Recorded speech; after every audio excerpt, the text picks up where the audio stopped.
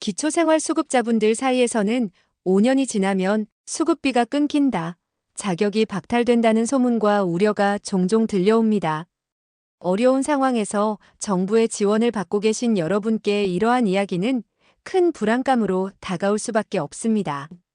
이 정보는 사실인지 혹은 어떤 경우에만 해당되는 이야기인지 오늘 영상에서는 기초생활수급자 자격 유지의 진실부터 특히 조건부 수급자에게 적용되는 5년 제한에 대한 모든 궁금증을 해소해드리고자 합니다.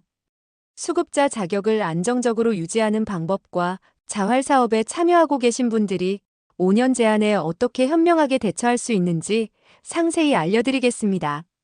본격적인 영상 시작 전에 구독, 좋아요 한 번씩 눌러주시고 시청하시는 여러분의 나이를 댓글로 남겨주세요. 남겨주신 나이에 맞춰 더 유익하고 공감 가는 맞춤 정보를 제공해 드리겠습니다. 그럼 지금 바로 시작합니다. 어려움에 처한 이웃을 돕는 기초생활수급 제도는 우리 사회의 가장 중요한 안전망 중 하나입니다. 정부의 지원을 받으며 겨우 생계를 이어가시는 많은 분들께 수급비가 끊길 수도 있다는 소식은 청천벽력과 같을 것입니다. 하지만 정확한 정보 없이는 잘못된 소문이 큰 불안감으로 다가올 수 있습니다. 오늘 이 시간에는 기초생활수급자 자격 유지에 대한 정확한 기준과 특히 5년 제한이 어떤 경우에 적용되는지 자세히 설명해 드리겠습니다. 많은 분들이 기초수급자가 된 지 5년이 지나면 수급비가 끊긴다고 잘못 알고 계십니다. 하지만 기초생활수급자에게는 5년, 10년, 20년과 같은 기간 제한이 따로 없습니다. 여러분이 계속해서 기초생활수급자 자격을 유지할 수 있는지의 여부는 정해진 기간이 아닌 바로 여러분과 여러분 가구의 소득과 재산 상황에 달려 있습니다.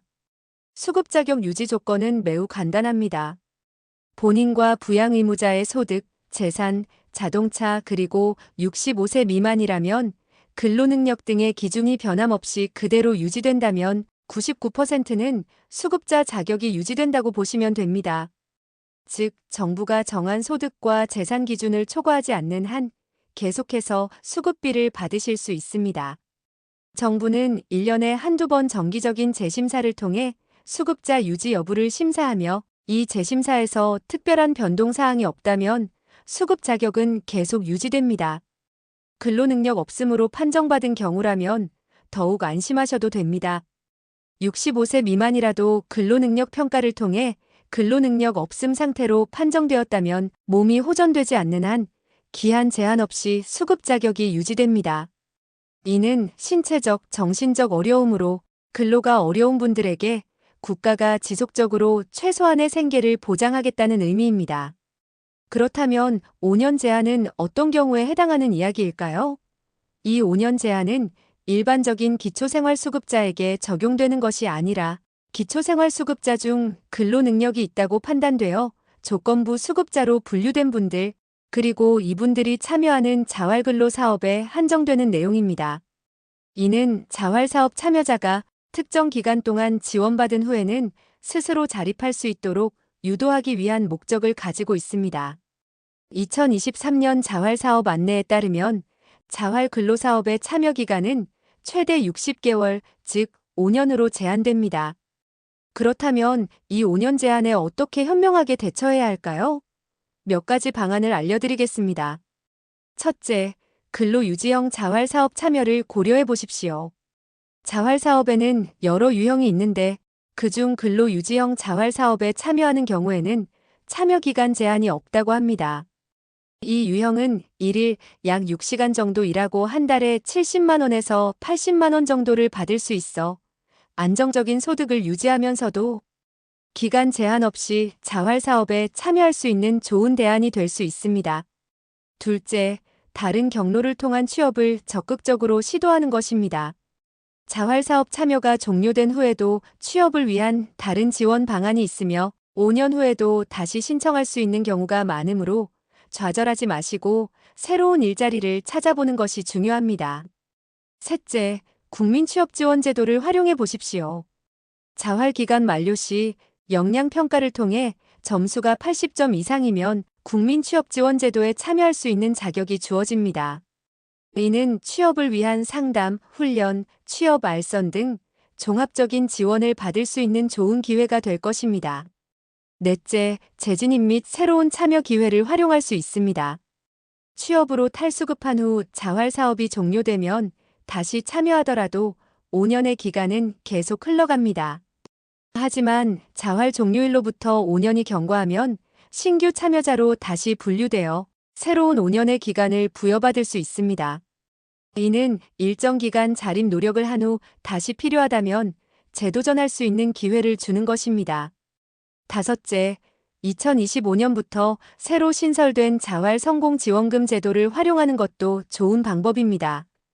이 제도는 자활 사업 대신 민간 취업을 통해 자립하도록 유도하기 위한 것으로 민간 취업 시 최대 연간 150만 원을 추가로 지원받을 수 있습니다.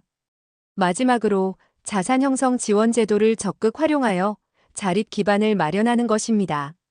희망저축계좌 II와 같은 자산 형성 지원 사업을 통해 자활 근로자도 소액의 저축을 통해 자산을 형성하고 목돈을 마련하여 자립 기반을 튼튼히 할 수 있습니다.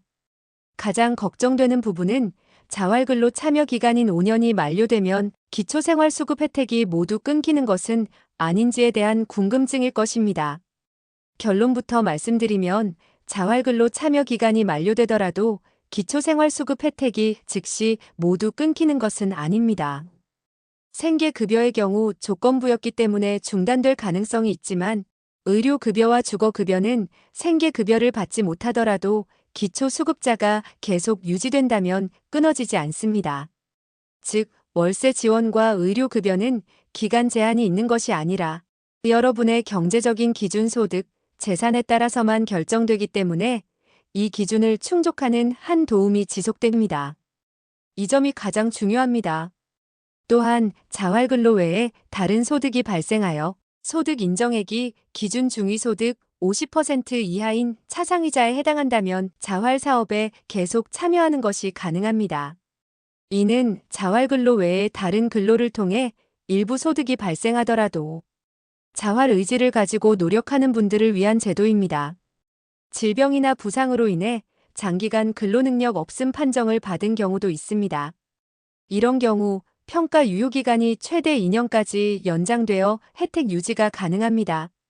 꾸준히 건강 상태를 확인받고 재판정을 받는 것이 중요합니다. 그리고 5년의 자활근로 기간이 만료된 후에도 다시 소득 인정액이 기준 이하이고 부양의무자 기준을 충족한다면 기초생활수급자로 다시 신청할 수 있습니다. 다만 소득 인정액이 기준을 초과하면 참여가 제한될 수 있으므로 재신청 시에는 여러분의 경제적 상황을 다시 한번 면밀히 검토해 보셔야 합니다. 결국 기초생활수급자 자격 유지는 시간이 아니라 조건에 달려 있습니다. 정기적인 심사와 여러분의 소득 및 재산 변동 여부가 가장 중요합니다. 오늘 우리는 기초수급자 5년 제한이라는 오해를 풀고 기초생활수급자 자격 유지의 핵심 조건과 함께 조건부 수급자의 5년 제한에 대한 모든 것을 상세히 알아보았습니다.